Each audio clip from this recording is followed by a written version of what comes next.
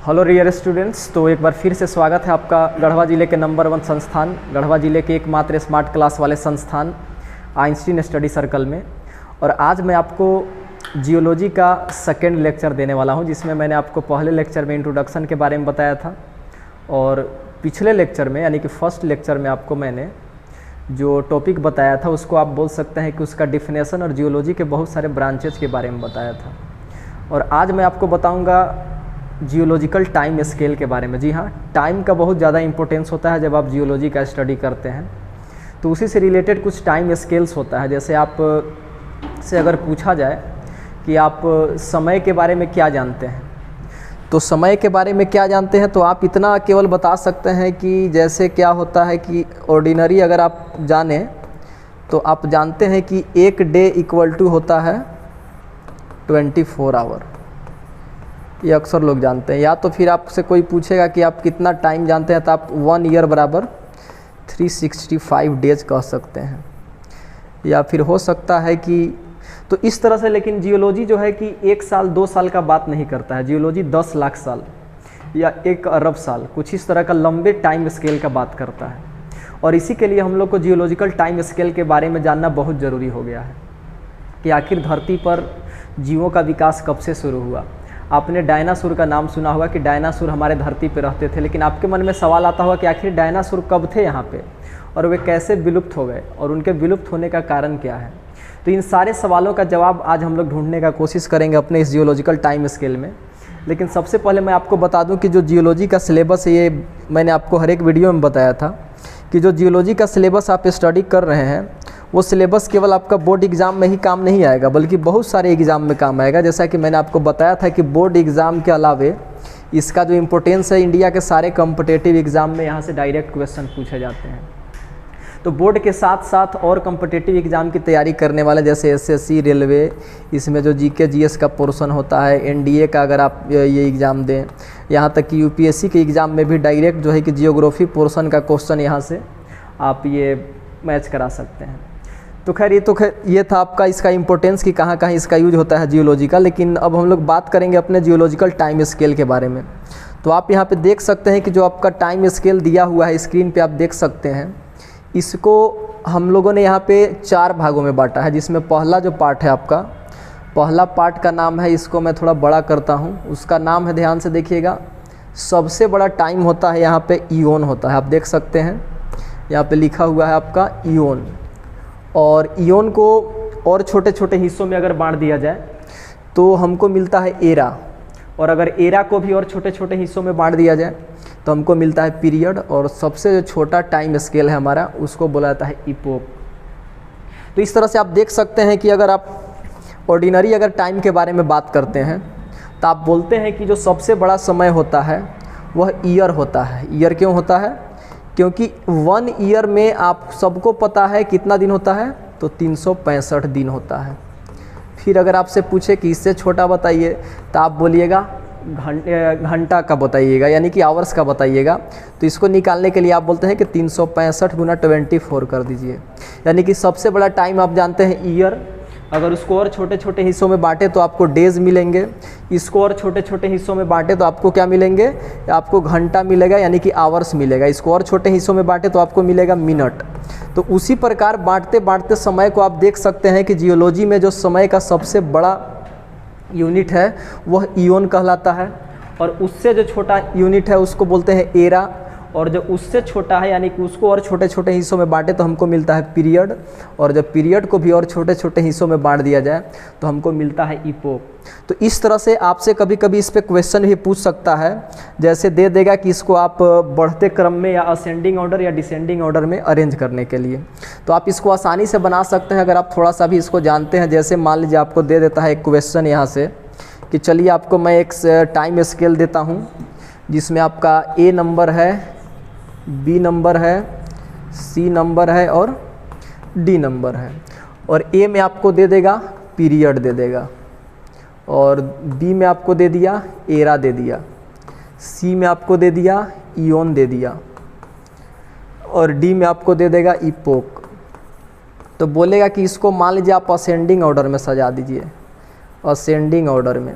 तो आपको तो सबसे पहले पता होना चाहिए कि सबसे बड़ा जो टाइम का यूनिट है वो होता कौन है। तो आपको मैंने अभी तुरंत बताया कि सबसे बड़ा ईओन होता है, इसके बाद एरा होता है, उसके बाद पीरियड होता है और उसके बाद आपका इपोक होता है। तो आप देख सकते हैं कि आपका ईओन जो होगा वो सबसे बड़ा होगा, लेकिन असेंडिंग ऑर्डर में सजाने का मतलब होता है जो सबसे छोटा यूनिट है उसको पहले लिखा जाता है। तो आप देख सकते हैं जो सबसे छोटा है आपका इपोक है, तो इपोक है आपका डी नंबर में, तो डी को सबसे पहले लिखेंगे। और इससे थोड़ा बड़ा देखिए कौन है, तो इपोक से बड़ा होता है पीरियड, तो पीरियड है आपका ए नंबर में। और इसके बाद जो इससे बड़ा होता है वो होता है आपका एरा। एरा किस नंबर में है, तो बी नंबर में। और सबसे बड़ा जो टाइम यूनिट होता है वह होता है आपका ईओन, और वह है आपका सी नंबर में। तो इस तरह का सवाल अक्सर आपको बोर्ड में पूछेगा, ये बड़ा ही इंपॉर्टेंट क्वेश्चन है। अगर आप 11th क्लास बोर्ड का एग्ज़ाम देना चाहते हैं इंडिया के किसी भी स्टेट बोर्ड से, तो ये क्वेश्चन बड़ा ही इंपॉर्टेंट हो जाता है आपके लिए, बहुत ही महत्वपूर्ण हो जाता है। सबसे बड़ा टाइम स्केल ईओन होता है, ये बात याद रख लीजिएगा। तो इस तरह के क्वेश्चन आपसे अक्सर पूछे जाते हैं। लेकिन चलिए अब हम लोग देखते हैं, इसको डिटेल में जानते हैं कि आखिर जो ये टाइम स्केल है बहुत बड़ा होता है, मिलियन में बात करता है। और आपको पता होना चाहिए कि 1 मिलियन बराबर होता है 10 लाख साल होता है, यानी कि 10 लाख ईयर होता है 1 मिलियन ईयर में, यहाँ लिखेंगे 10 लैक्स। तो इस तरह से आप ये बात जानते होंगे। तो अब हम लोग एक एक करके सारे टाइम स्केल का स्टडी करेंगे, यहाँ पे ध्यान से देखेंगे कि आखिर किस पीरियड में क्या घटना घटा। तो देखिए इसमें जो टाइम को अरेंज किया गया है वो देखिए ध्यान से नीचे से ऊपर की ओर अरेंज किया गया है। जो सबसे पुराना आपका टाइम है वो नीचे है, इस तरह से आप देख सकते हैं। ये नीचे का जो टाइम स्केल है ये 4000 मिलियन वर्ष पहले की बात करता है। इससे थोड़ा और ऊपर आइएगा, ये बात करता है 3200 मिलियन साल पहले का बात करता है। थोड़ा सा और ऊपर आप अगर आकर के यहाँ देखें तो ये बात करता है 1000 मिलियन ईयर का। और इस तरह से जैसे जैसे ऊपर आते हैं आप पहुँचते जाएंगे रिसेंट टाइम में, यानी कि जो फ़िलहाल का समय है वहाँ पहुँचते जाएंगे। तो देखिए जो सबसे पुराना समय है, तो सबसे पुराना समय को अगर हम देखें यहाँ पर, तो इसको ईओन के रूप में अगर देखें तो प्री कैम्ब्रियन, और आप यहाँ पे देख सकते हैं फेनरजोइक जो एरा है, इस तरह से इसको बांटा गया है। और इसके बाद प्री कैम्ब्रियन को भी बांटा गया है, हेडियोन, आर्कियोन और प्रोटेरोजोइक। ये इस तरह का कुछ नाम है, थोड़ा टेढ़ा लगेगा लेकिन कोई बहुत बड़ा टफ नहीं है। अब इसमें देखिएगा इसका जो नाम है इसको बोलते हैं ईओ प्री कैम्ब्रियन, या फिर इसको आप बोल सकते हैं पेलियो प्री कैम्ब्रियन, या फिर इसको बोल सकते हैं मेसो प्री कैम्ब्रियन। तो ये सारा का सारा जो है कि आधा आधा नाम दिया है, लेकिन आप इसमें अपने से जोड़ सकते हैं मेसो, और इसमें आप जोड़ सकते हैं प्री कैम्ब्रियन। तो ये कब का बात है, तो आज से यानी कि आपका हो गया 3200 मिलियन साल पहले का जो समय था उसको बोला जाता है मेसो प्री कैम्ब्रियन ईओन बोला जाता है उसको। सॉरी, उसको एरा बोला जाता है, ईओन नहीं। उसको अगर आप ईओन में बोलना चाहें तो उसको आपको बोलना होगा प्री कैम्ब्रियन। लेकिन अगर बात करें कि आखिर ये कितना पुराना समय है, तो इसको बोलते हैं 3200 मिलियन ईयर। अब ये जब इसको आप कंप्लीट कर लेते हैं यहाँ तक, इसके बाद आपका आता है कैम्ब्रियन एरा आता है। ये कब से स्टार्ट होता है कैम्ब्रियन, तो ये स्टार्ट होता है आपका 541 मिलियन ईयर से स्टार्ट होता है। आज से 541 मिलियन ईयर पहले का बात है, तो यहाँ से स्टार्ट होता है आपका कैम्ब्रियन एरा।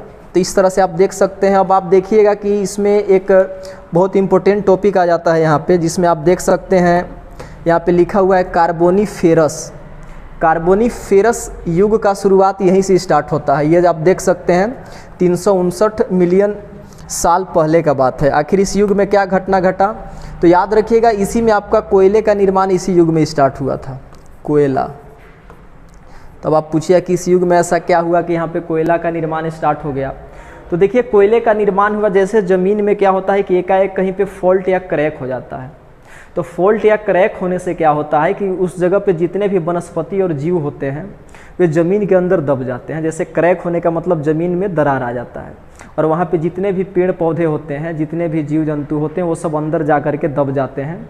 और प्रेशर और टेम्परेचर के प्रभाव से वे सारे जीव जंतु और पेड़ पौधे जितने होते हैं सारे के सारे कोयला में परिवर्तित हो जाते हैं। इस युग को बोला जाता है कार्बोनीफेरस युग। कार्बोनीफेरस पीरियड यहीं से बनना स्टार्ट हुआ था आपका कोयला। तो अब आप देख सकते हैं कि कब से बनना स्टार्ट हुआ था कार्बोनीफेरस, ये आपका स्टार्ट हुआ तो यही 359 मिलियन ईयर के आसपास ये स्टार्ट हुआ था और यही निर्माण हुआ था आपका कोयला का। तो ये बहुत इंपॉर्टेंट क्वेश्चन है कि इस युग को क्या बोला जाता है, कोयले निर्माण के युग को कार्बोनीफेरस। और भी आपने सुना होगा, डायनासोर के बारे में सुना होगा। तो डायनासोर का भी एक युग था जिसको हम लोग बोलते हैं जुरासिक पीरियड बोला जाता है। अगर आपसे आज के बाद कोई भी पूछे कि जुरासिक पीरियड इम्पोर्टेंट क्यों है, तो आप सीधा सीधी बोल सकते हैं क्योंकि इस समय हमारे धरती पे डायनासोर मौजूद थे। जिस डायनासोर को आप मूवी में देखते हैं वे डायनासोर यहाँ पे मौजूद थे। यहाँ पे किस पीरियड में, तो जुरासिक पीरियड में। ये कब का बात है, तो आप देख सकते हैं यहाँ पे 201 मिलियन ईयर एगो की बात है, 201 मिलियन साल पहले का बात है। तब आप ये पूछिए कि आखिर ये डायनासोर कहाँ चले गए। तो देखिए, डायनासोर को विलुप्त होने का जो मेन कारण बताया जाता है, ये तो बहुत पहले का बात है। ये बताया जाता है कि मेटियोर यानी कि उल्का पिंड के गिरने के कारण ये सारे नष्ट हो गए। तो ऐसा नहीं है कि ऊपर से उल्का पिंड उनके पीठ के ऊपर गिर गया, उनके ऊपर ही गिर गया और एकाएक नष्ट हो गया, ऐसा बात नहीं है। जैसे क्या होता है कि उल्का पिंड जब गिरा तो एटमॉस्फेयर में पूरा डस्ट हो गया और डस्ट होने से जो है सारे के सारे ये सनलाइट जो है उसको एब्जॉर्ब कर लिया जाता था, वो धरती पे आ ही नहीं पाता था। तो टेम्परेचर बहुत डाउन हो गया, यानी कि टेम्परेचर बहुत कम हो गया, ठंडा हो गया। और आपको पता होना चाहिए कि डायनासोर को जीवित होने के लिए टेम्परेचर बहुत ज़्यादा चाहिए। तो टेम्परेचर के कम होने के वजह से सारे डायनासोर एक एक करके विलुप्त होना स्टार्ट हो गया। ऐसा नहीं है कि जो उल्का पिंड जो था उनके ऊपर ही गिरा और वो नष्ट हो गया, ऐसा बात नहीं है। वो टेम्परेचर का घटना और टेम्परेचर के घटने से जो है कि डायनासोर का नष्ट होना। तो आप ये सारा जो है कि जो इम्पोर्टेंट पीरियड है उसको आप याद रख सकते हैं ताकि एग्ज़ाम में कहीं से भी क्वेश्चन आए आप उसको आसानी से बना सकते हैं। तो अब हम लोग धीरे धीरे समय के मतलब अपने समय के बहुत करीब आ रहे हैं। अब आप देख सकते हैं कि अगला जो पीरियड आता है उसको बोला जाता है सीनोजोइक एरा।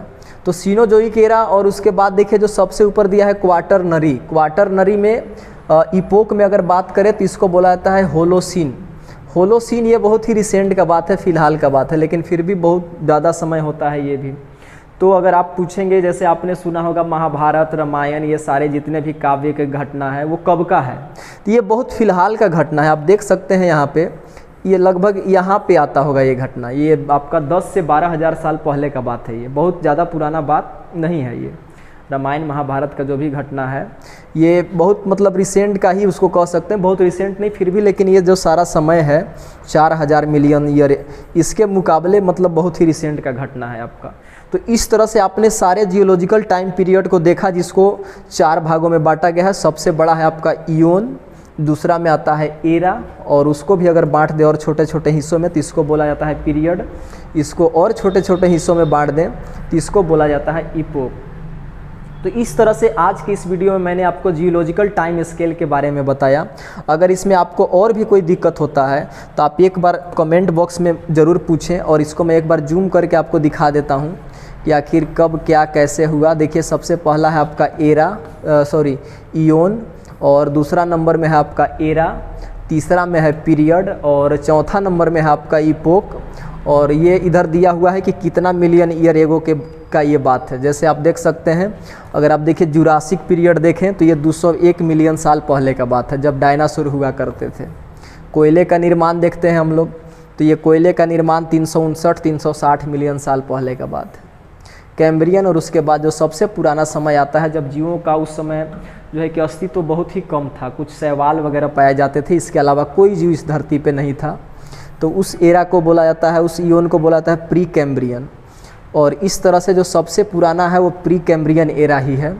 तो इस तरह से आपको मैंने सारा का सारा टाइम स्केल के बारे में यहाँ पे बता दिया जो कि इम्पोर्टेंट था। तो आप इसको एक बार नोट्स कर लेंगे कॉपी में, और इसके अलावा भी अगर कोई डाउट होता है तो कमेंट बॉक्स में ज़रूर पूछें।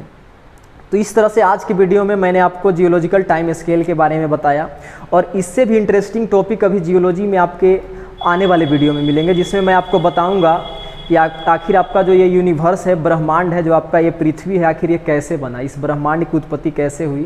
तो इस वीडियो में हमारे साथ कंटिन्यू बने रहें। आखिर ये आपका जो धरती है, आपका ये जो ब्रह्मांड है, आखिर इसका निर्माण कब हुआ और कैसे हुआ, तो ये सारे इंपॉर्टेंट टॉपिक इसमें हैं। तो इसके अलावा जो है कि और भी वीडियो में मैं आपको सारा चीज़ बताऊँगा। अभी के लिए इसको नोट कर लीजिएगा, और आज के वीडियो को मैं यहीं लास्ट करता हूँ। और अगर अभी तक आपने चैनल को सब्सक्राइब नहीं किया है तो चैनल को सब्सक्राइब कर लें, ताकि एक एक वीडियो का नोटिफिकेशन आप तक जाता रहे। और ध्यान से पढ़ाई कीजिएगा, और अगले वीडियो तक के लिए goodbye and take care.